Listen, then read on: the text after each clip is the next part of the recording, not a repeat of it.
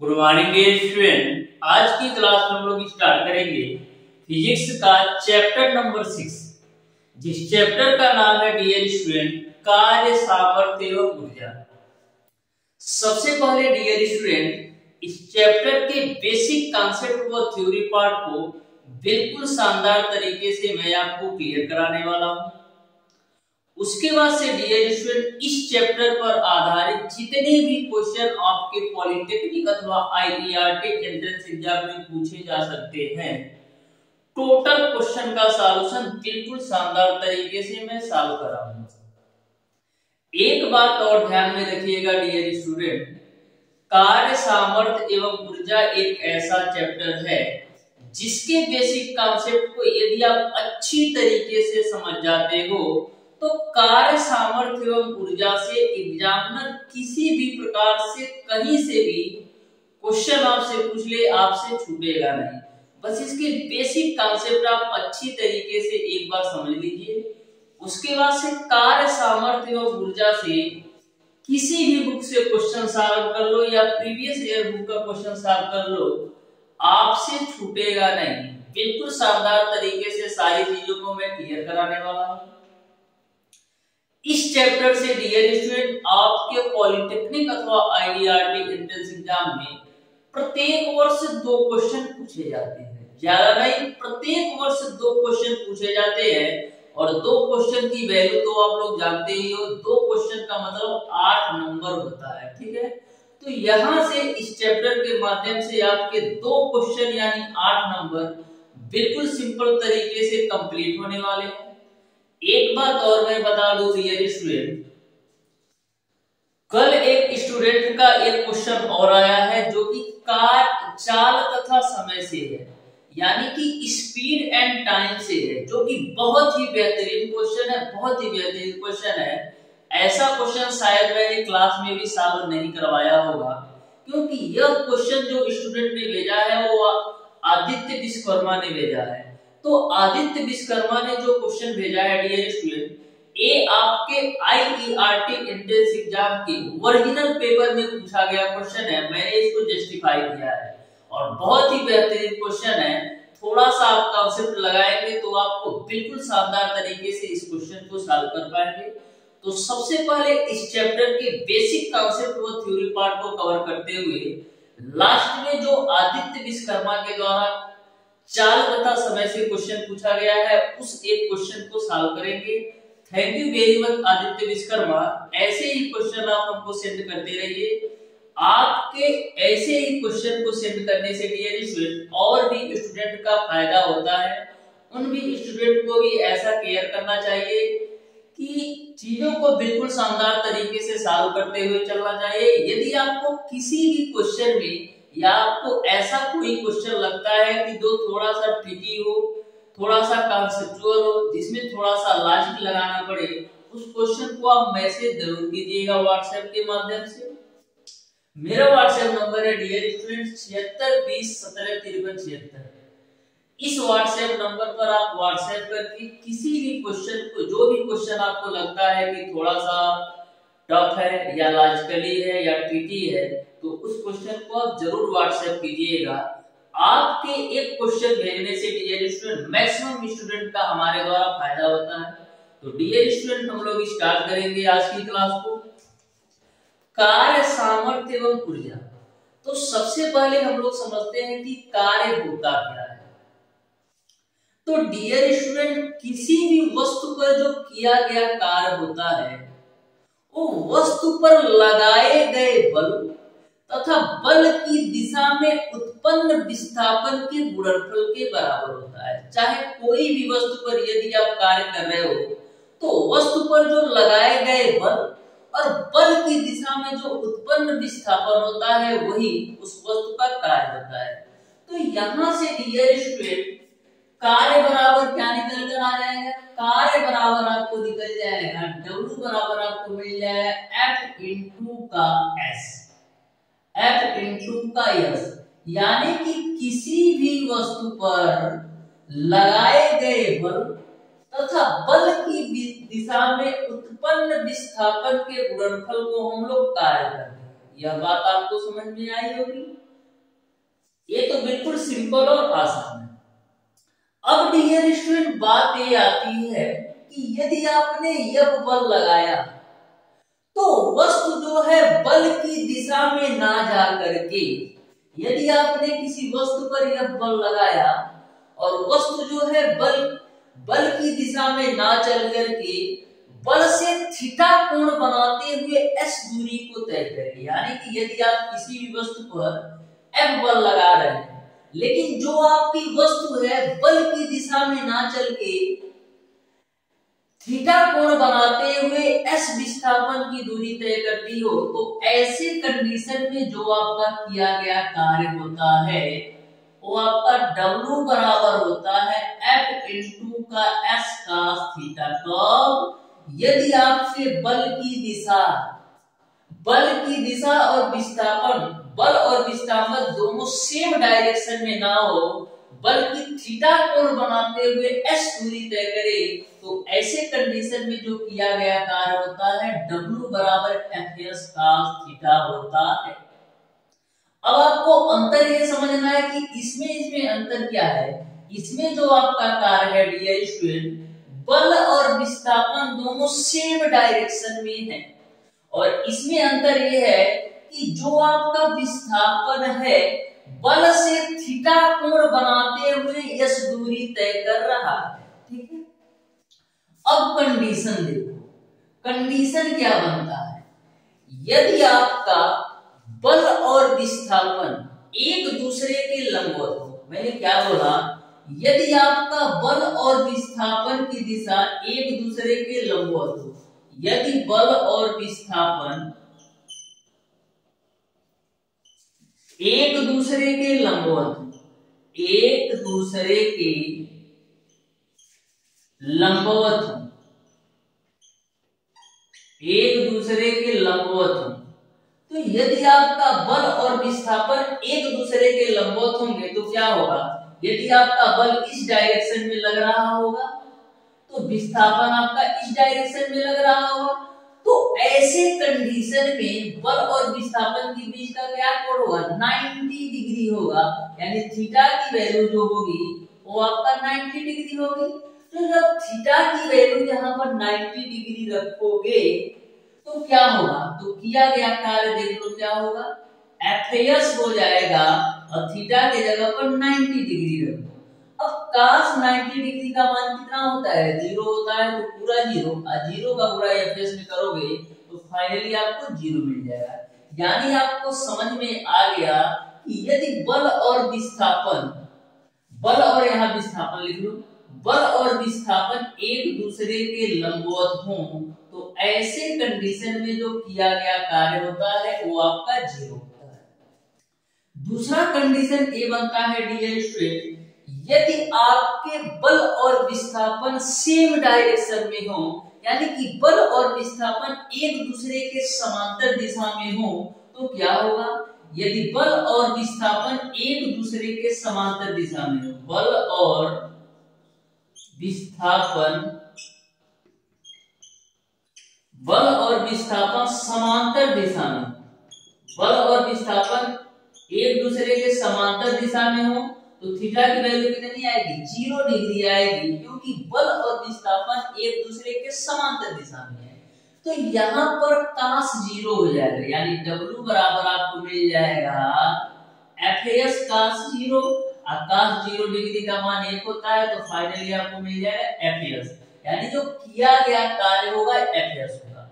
आपके पॉलिटेक्निक अथवा IERT entrance exam में ऐसे क्वेश्चन पूछा जाता है कि थीटा की किस वैल्यू पर किए गए कार्य का मान अधिकतम होगा, तो हमेशा ध्यान में रखिएगा जब थीटा का मान 0 डिग्री के बराबर होता है तो किया गया कार्य मैक्सिमम होता है। ये आपका दूसरी कंडीशन। तीसरा कंडीशन ये बनता है डियर स्टूडेंट, जब बल और विस्थापन एक दूसरे के विपरीत दिशा में हो, जब बल और विस्थापन एक दूसरे के विपरीत दिशा में हो तो यहाँ पर जो आपकी थीटा की वैल्यू आती है वो आपका 180 डिग्री आती है। कब? यदि आपके बल और विस्थापन एक दूसरे के विपरीत दिशा में हो तो वहां पर थीटा की वैल्यू आपका 180 डिग्री आती है। तो W बराबर आपको क्या मिलेगा? W बराबर आपको मिलेगा dear student FS cos 180 degree. W बराबर आपको मिलेगा एफएस cos 180 डिग्री। अब cos 180 डिग्री का मान कितना होता है? माइनस का है, तो फाइनली आपको मिल जाएगा माइनस का एफएस। तो यहां से आपको ये समझ में आया, यदि आपसे एग्जामिनर पूछ लेता है तो कि थीटा की किस वैल्यू पर किए गए कार्य का मान न्यूनतम होता है, तो 180 डिग्री पर किए गए कार्य का मान न्यूनतम होता है। तो सारे कंडीशन मैंने आपको बता दिए। हमेशा ध्यान में रखिएगा डियर स्टूडेंट, इन तीनों कंडीशन पर आपसे क्वेश्चन पूछा गया है, या तो डायरेक्ट आपका इससे न्यूमेरिकल भी पूछ सकता है। बिल्कुल अच्छी तरीके से आप नोट डाउन कर लीजिएगा। अब डियर स्टूडेंट हम बात करते हैं कार्य के मात्रक के बारे में। बिल्कुल आप ध्यान से समझिएगा कार्य के मात्रक की। तो डियर स्टूडेंट कार्य का जो MKS पद्धति में जो कार्य का मात्रक होता है वो क्या होता है? MKS पद्धति में यदि आपसे पूछा जाए कि कार्य का मात्रक क्या होता है, तो MKS पद्धति में कार्य का मात्रक क्या होगा?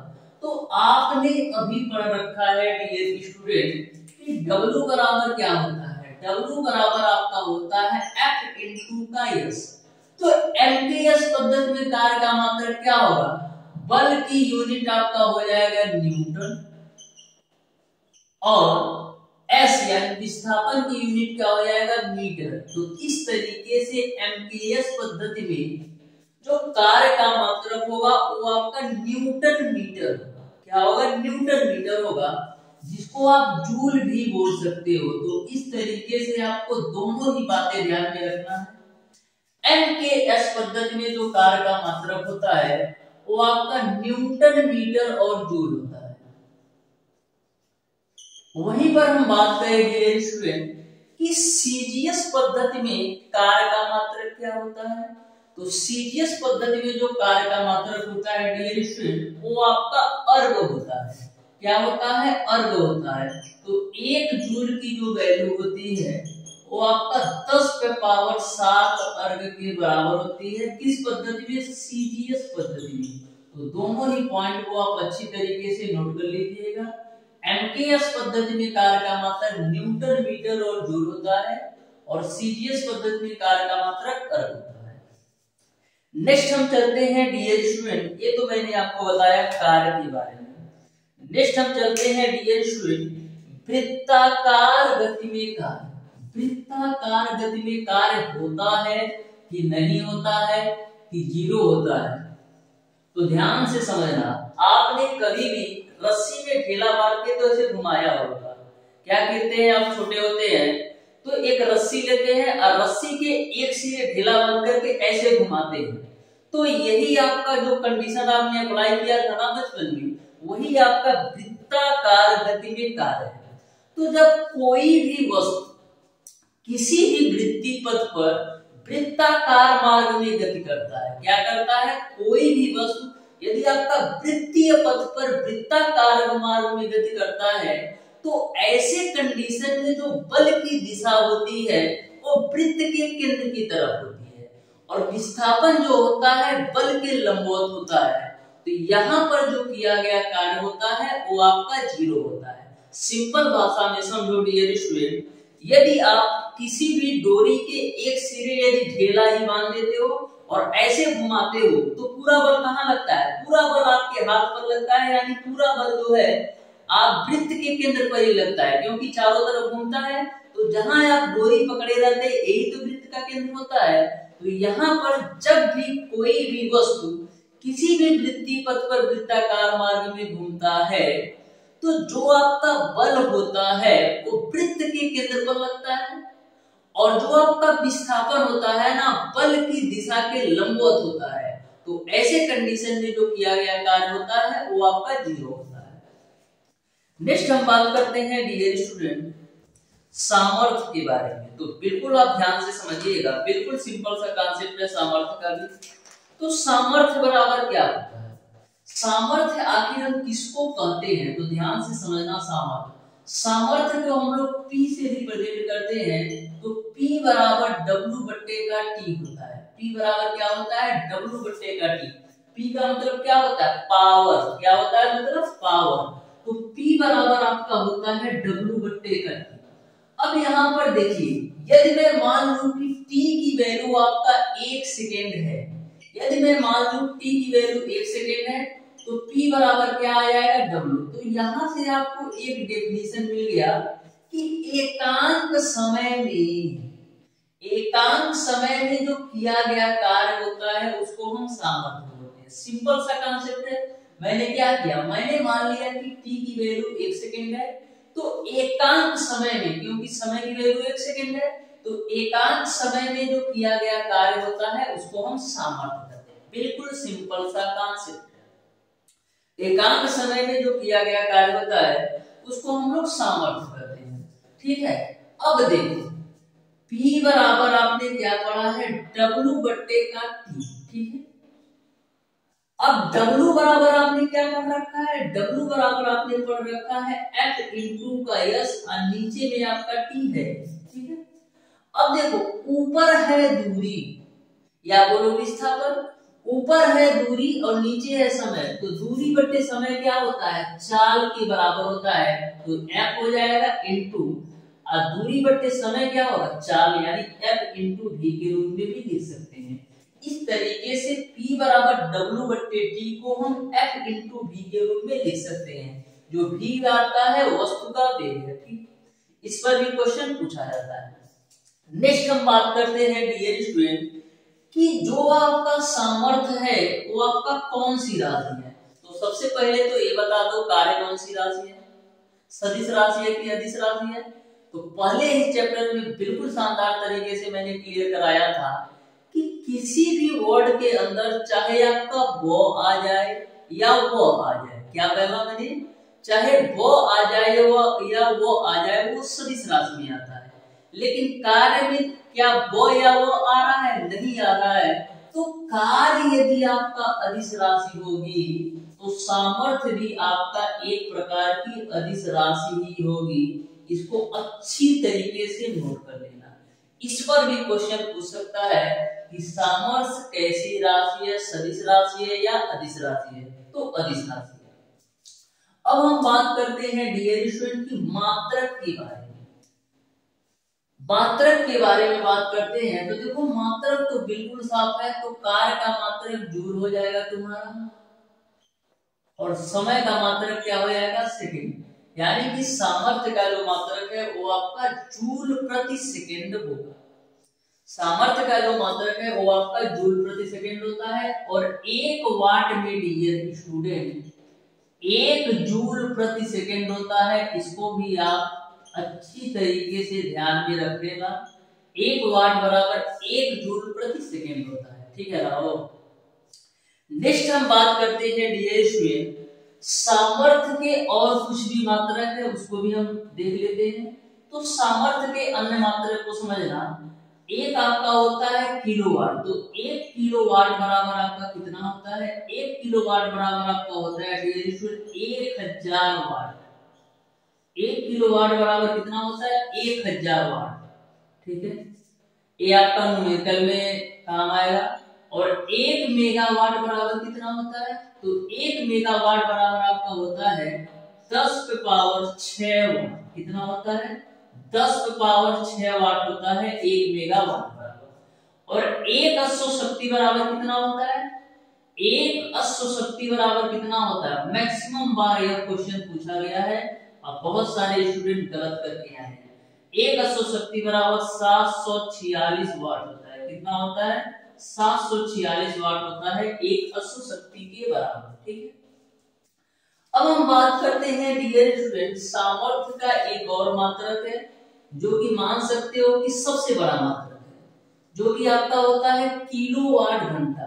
तो हम बात करते हैं डियर स्टूडेंट कि 1 किलोवाट घंटा कितने के बराबर होता है।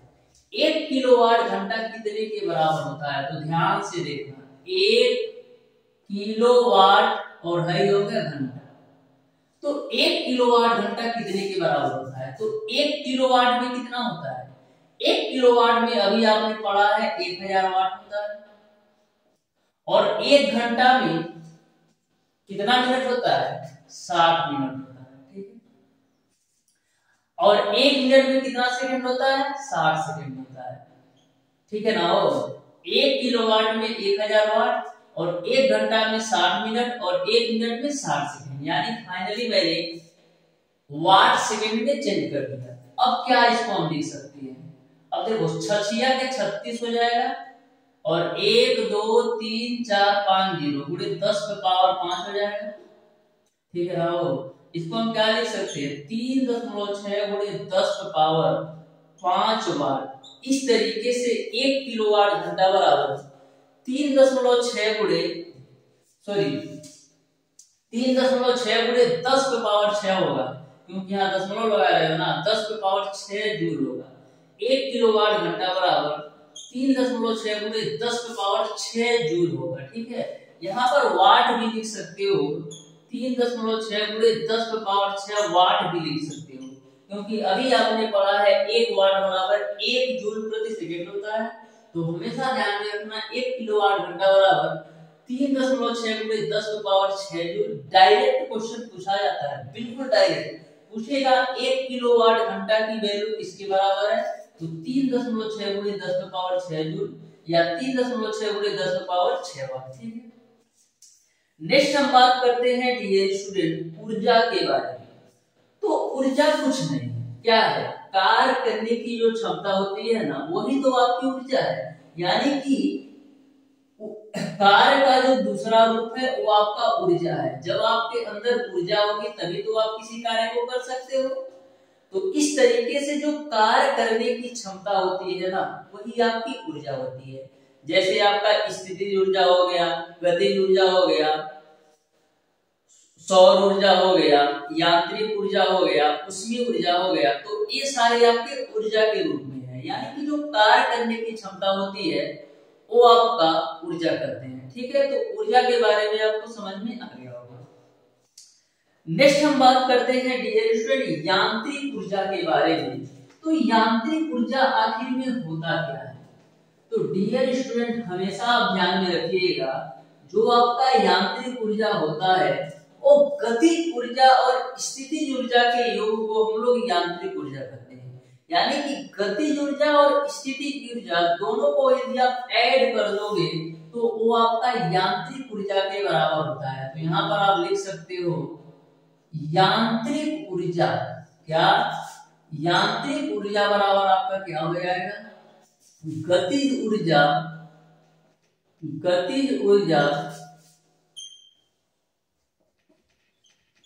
प्लस का आपका स्थितिज ऊर्जा, प्लस का आपका स्थितिज ऊर्जा। तो गतिज ऊर्जा और स्थितिज ऊर्जा के योग को हम लोग क्या बोलते हैं? यांत्रिक ऊर्जा।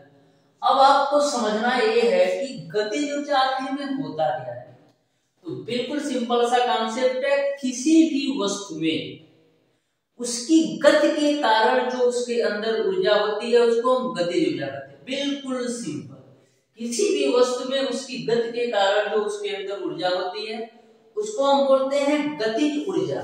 गतिज ऊर्जा की जो वैल्यू होती है वो आपका हाफ mv² होती है। जो m होता है वस्तु का द्रव्यमान होता है, जो v होता है वो वस्तु का वेग होता है। तो गतिज ऊर्जा समझ में आ गया होगा। नेक्स्ट हम बात करते हैं स्थितिज ऊर्जा, ठीक है ना। स्थितिज ऊर्जा क्या होता है?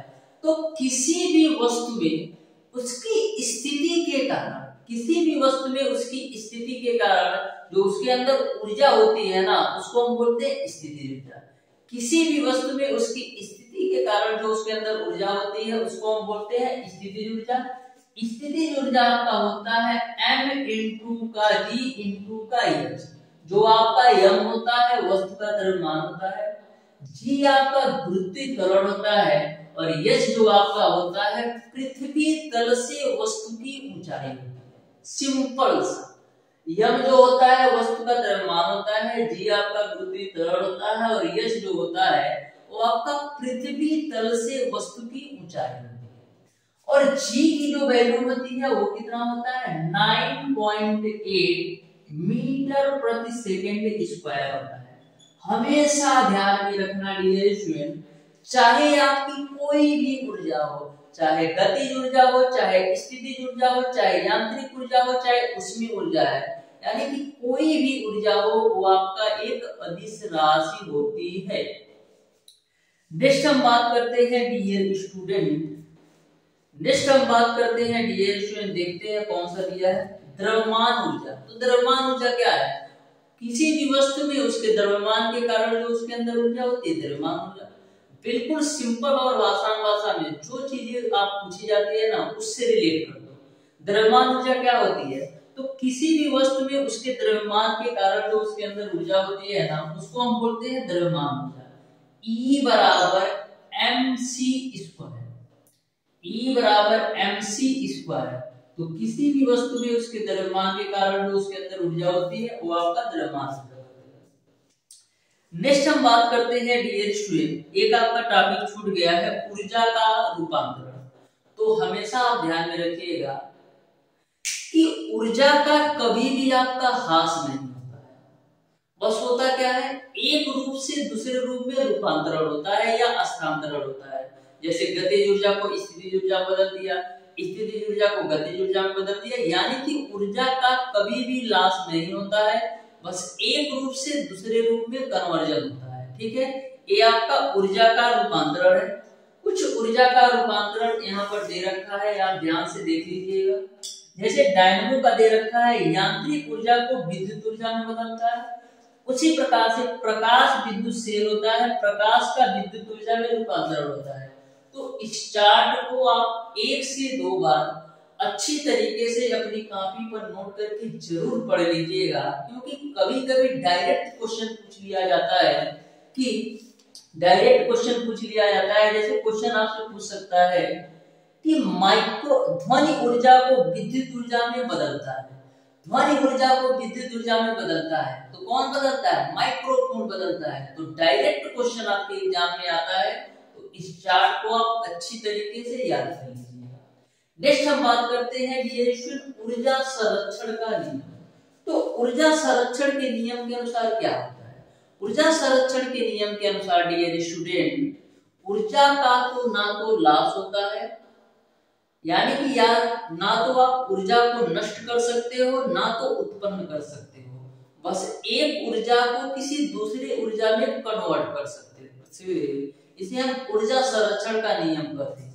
ऊर्जा संरक्षण का नियम आपका बिल्कुल सिंपल है कि ऊर्जा को ना तो हम नष्ट कर सकते हैं ना तो हम उत्पन्न कर सकते हैं, बस एक ऊर्जा को किसी दूसरे फॉर्म ऑफ ऊर्जा में हम कन्वर्ट कर सकते हैं। एक क्वेश्चन मैक्सिमम बार ये भी पूछा जाता है डियर स्टूडेंट, यदि आप किसी भी वस्तु को ऊपर से नीचे की तरफ गिराते हो, यदि आप किसी भी वस्तु को ऊपर से नीचे की तरफ गिराते हो, तो ऐसे कंडीशन में वस्तु की जो गतिज ऊर्जा है वो बढ़ती जाती है।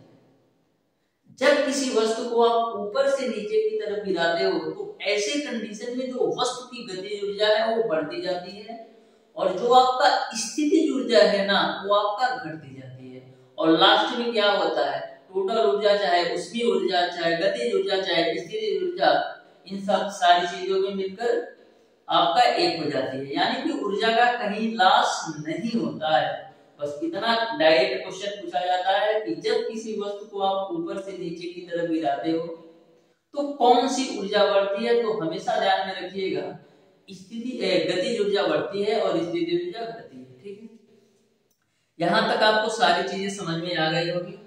इस तरीके से डियर स्टूडेंट इस चैप्टर के जितने भी बेसिक कॉन्सेप्ट थे मैंने बिल्कुल शानदार तरीके से क्लियर करवा दिया है। फिर भी यदि आपको लगता है कि इस टॉपिक पर भी चर्चा होनी चाहिए या इस टॉपिक के बारे में भी बताया जाना चाहिए, तो आप उसे कमेंट बॉक्स में कमेंट करके जरूर पूछ सकते हैं। मैंने सारे पॉइंट को बिल्कुल शानदार तरीके से कवर कर दिया है, जिससे भी आपके पॉलिटेक्निक अथवा IERT एंट्रेंस एग्जाम में क्वेश्चन पूछे गए हैं या पूछे जा सकते हैं या पूछे जाने की संभावना है, हर तरीके से सारे कॉन्सेप्ट को मैंने क्लियर करा दिया है। फिर भी यदि आपको कहीं से भी किसी भी प्रकार का किसी भी टॉपिक में कंफ्यूजन होगा तो आप उसे कमेंट बॉक्स में कमेंट करके पूछ सकते हैं। नेक्स्ट हम बात करते हैं डियर स्टूडेंट, चाल तथा समय का जो क्वेश्चन पूछा गया है प्यारे स्टूडेंट आदित्य विश्वकर्मा के द्वारा। तो ध्यान से समझिएगा, इनका क्वेश्चन इस तरीके से है कि एक रेलगाड़ी प्रथम 30 किलोमीटर प्रति घंटे की वेग से तथा 40 मीटर तक 40 किलोमीटर प्रति घंटे की वेग से एक ही दिशा में चलती है, तो रेलगाड़ी का औसत वेग क्या है ये आपको बताना है। बिल्कुल सिंपल क्वेश्चन है, लेकिन यदि आपको कॉन्सेप्ट पता होगा तो ध्यान से क्वेश्चन को समझिएगा। बोला है एक कोई रेलगाड़ी है जो कि प्रथम 30 किलोमीटर प्रति घंटे की चाल से और अगला 40 किलोमीटर प्रति घंटे की चाल से चलती है, तो रेलगाड़ी का औसत वेग क्या है ये आपको बताना है। बहुत ही बेहतरीन क्वेश्चन है, ध्यान से देखिए। तो क्या करती है, 30 मीटर जो है वो 30 किलोमीटर प्रति घंटे की चाल से चलती है और 40 मीटर जो है ना डियर स्टूडेंट वो 40 किलोमीटर प्रति घंटे की चाल से चलती है। तो सबसे पहला कदम हमारा क्या होता है, हम सबसे पहले यूनिट को समान करते हैं, यानी कि यदि यह आपका दूरी मीटर में है तो चाल भी मीटर प्रति सेकंड में होना चाहिए, यदि आपका दूरी मीटर में है तो चाल भी मीटर प्रति सेकंड में होना चाहिए। तो सबसे पहले हम यूनिट को समान करते हैं। तो देखो 30 किलोमीटर प्रति घंटा को यदि आप मीटर प्रति सेकंड में चेंज करना चाहोगे तो क्या होगा, 30 गुणे किलोमीटर प्रति घंटा से मीटर प्रति सेकंड में चेंज करने के लिए क्या करते हैं, 5/18 से गुणा कर देते हैं।